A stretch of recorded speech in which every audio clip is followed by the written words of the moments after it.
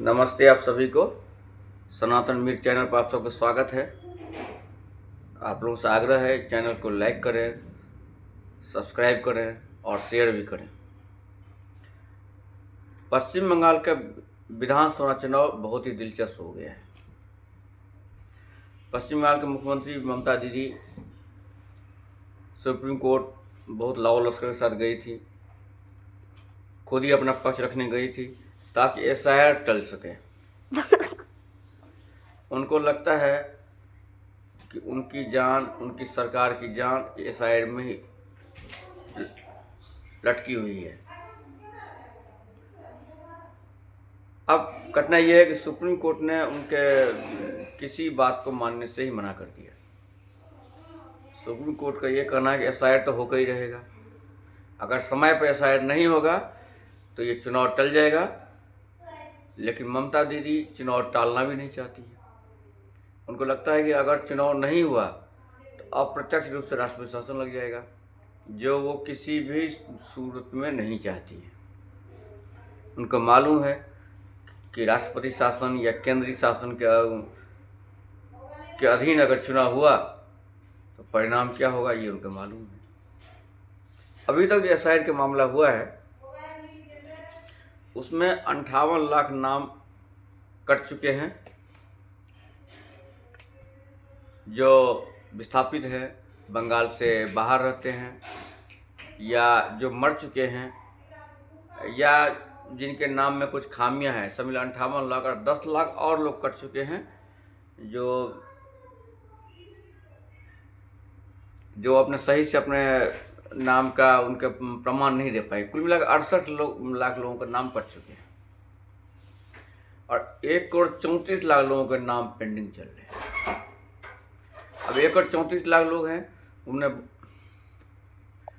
1,34,00,000 जो नाम है, उन नामों में जो लोगों ने कागजात दिए हैं वो सही नहीं है। उसमें बहुत सारी त्रुटियां हैं, बहुत सारी लापरवाहियां हैं। कई परिवार हैं जिनमें पिता और पुत्र, दादा और पोते की उम्र में बहुत ही कम अंतर है। ऐसे परिवार है कि मतलब बच्चों की संख्या बहुत ही ज़्यादा है, बच्चों के उम्र में अंतर बहुत कम है।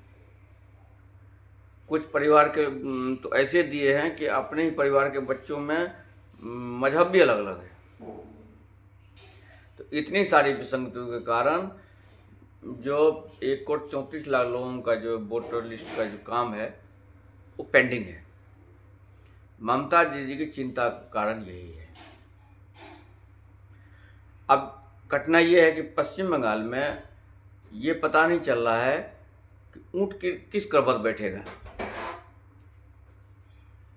लेकिन 2011 के चुनाव में क्या किसी को लगता था कि वाम मोर्चा खत्म हो जाएगा, ममता बनर्जी का आंधी आ जाएगा? तो इस चुनाव में कुछ कहा नहीं जा सकता। जो पश्चिम बंगाल के जो वोटर लिस्ट में अगर 68 लाख नाम भी कटते हैं तो भी इनकी टक्कर बराबरी की हो जाएगी, क्योंकि इनके बीच वोटों का अंतर सिर्फ 62 लाख का ही था 2021 में, और ये नाम कटते हैं तो ये बराबर पर आ जाएंगे। अब ऐसा मैं क्यों कह रहा हूँ? क्योंकि ममता दीदी के राज में जो मृतक लोग थे उनके वोट भी डलवा लिए जाते थे, जो लापता है उनके वोट भी डल जाते थे, जो बंगाल के बाहर है उनके वोट भी डल जाते थे। उनको वोट डालने के लिए उनके पास एक बड़ी मशीनरी थी, बाहर से आए हुए उनके मेहमान थे जो वोट डलवाते थे।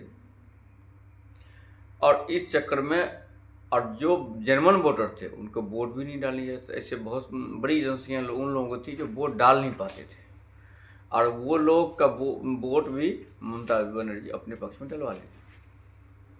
तो ये सारी जो सुविधा उनको थी इस बार कम लग रही है।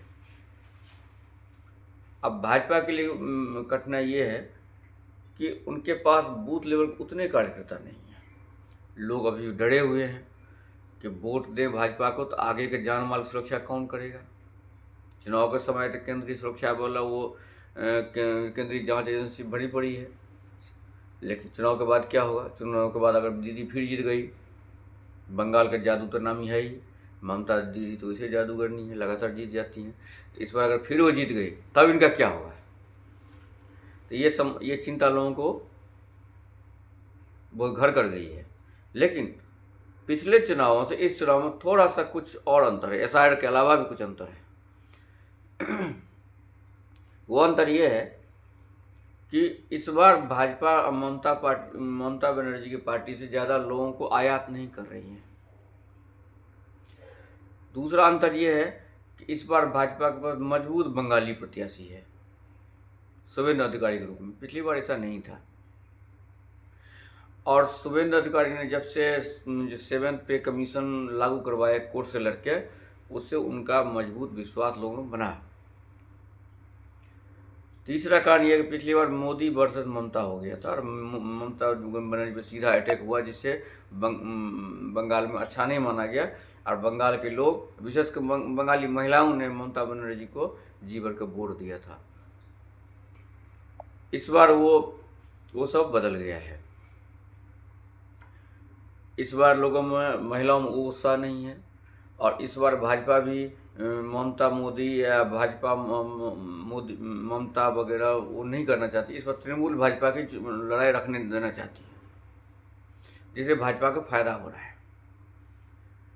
2011 के चुनाव में जो क्लब जो कल्चर है बंगाल में, वो क्लब कल्चर के लोग अचानक लोग चुनाव के समय शिफ्ट हो गए थे, ममता बनर्जी पार्टी में शिफ्ट हो गए थे वामपंथियों से। इस बार ये संभावना है कि वो लोग, बहुत सारे लोग भाजपा में शिफ्ट हो सकते हैं। कांग्रेस और वामपंथियों के जो हिंदू वोटर है, जो बचे खुचे हैं, वो भी भाजपा में शिफ्ट हो सकते हैं। इसके साथ ही ममता बनर्जी मुस्लिम वोटर है, वो हो सकता है कुछ फुरफुरा शरीफ में जा सकते हैं, कुछ वामपंथियों में जा सकते हैं, कुछ कांग्रेस में जा सकते हैं, कुछ ओवैसी को दे सकते हैं, तो उसमें विभाजन हो सकता है। इस बार भाजपा की एक और रणनीति यह है कि जो 68 विधानसभा सीट है, जो पूरी तरह से मुस्लिम बहुल है, इस पर कोई विशेष मेहनत नहीं कर रही है, कि उनको मालूम है इनका कुछ मिलना जुलना तो कुछ है नहीं। पिछले बार उन्होंने बहुत मेहनत किया था, क्योंकि उनको अभी जो सबका साथ, सबका विकास, सबका विश्वास वाली जो उनके नारे था, उसमें पूरा विश्वास था और वो बार बार ठोकर खाने के बाद भी वो विश्वास उनका बना रहता है। लेकिन इस बार चुनाव में ऐसा लग रहा है कि वो 68 सीट पर उतना ध्यान वो नहीं दे पा रहे हैं। वो उसके अलावा जो सीट है, जो 226 सीट है, उसी पर वो पूरा ध्यान दे रहे हैं, जिससे क्या है, ये है कि भाजपा को जो पलड़ा है भारी होने की संभावना बनती है।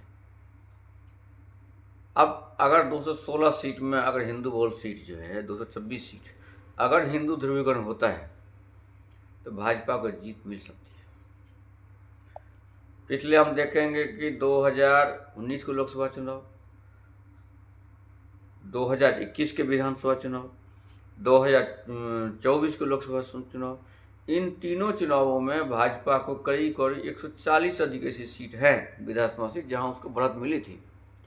तो भाजपा को लगता है कि ये सीट हम जीत सकते हैं। और इसके अलावा उनके पास करीब 30 ऐसी सीटें हैं जहाँ भाजपा बहुत कम मार्जिन से हारी है।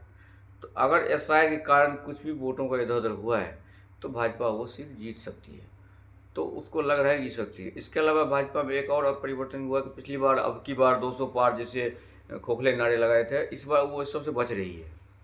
इस बार चुपचाप काम हो रहा है, जैसे कि मोदी जी ने कहा था चुपे चाप कमल छाप, तो चुपचाप ये काम कर रही है। और कुछ वोटर जो है बंगाल के, जो बांग्लादेशी से कटे, कुछ वोटर ऐसे हैं जो बिहार साइड से, जिनका बंगाल में भी अपना वोटर कार्ड था, लेकिन चूंकि बिहार में पहले एसआईआर हो गया तो उन्होंने पहले अपने बिहार वाले वोटर लिस्ट को बचाने की कोशिश किया। इसमें मुस्लिम बड़ी संख्या में, हिंदू भी है, ऐसे नहीं है तो, लेकिन मुस्लिम बड़ी जनसंख्या में है और वो अधिकांश वोटर ममता जी के, दीदी के हैं। और वो जो हिंदू वोटर है वो अधिकांश भाजपा के ही है। तो नुकसान दोनों को हो रहा है, लेकिन मुस्लिम वोटर ज़्यादा है तो वो भी एक नुकसान है।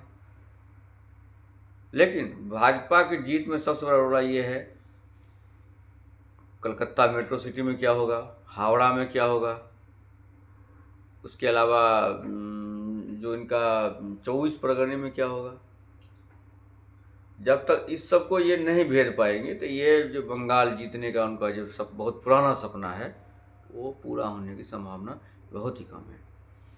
भाजपा को बंगाल जीतने का सपना बहुत ही पुराना है। भाजपा चूँकि अंग्रेजी शैली के जो राष्ट्रवाद की अवधारणा है उसमें विश्वास करती है, तो उस हिसाब से जो भाजपा के लिए जो आधुनिक जो राष्ट्रवाद है उसमें पूरा विश्वास है। तो आधुनिक राष्ट्रवाद के सूत्रपात बंगाल से ही हुआ था। बंकिम चंद्र चटर्जी हो, स्वामी विवेकानंद हो, अरविंद घोष हो, तो बड़े बड़े जो बंगाली राष्ट्रवादी थे वो भाजपा उन्होंने अपना आस्था रखती है। और बाद में जैसे नेताजी सुभाष चंद्र बोस उसमें भी भाजपा की बहुत आस्था है। और जो भाजपा के जो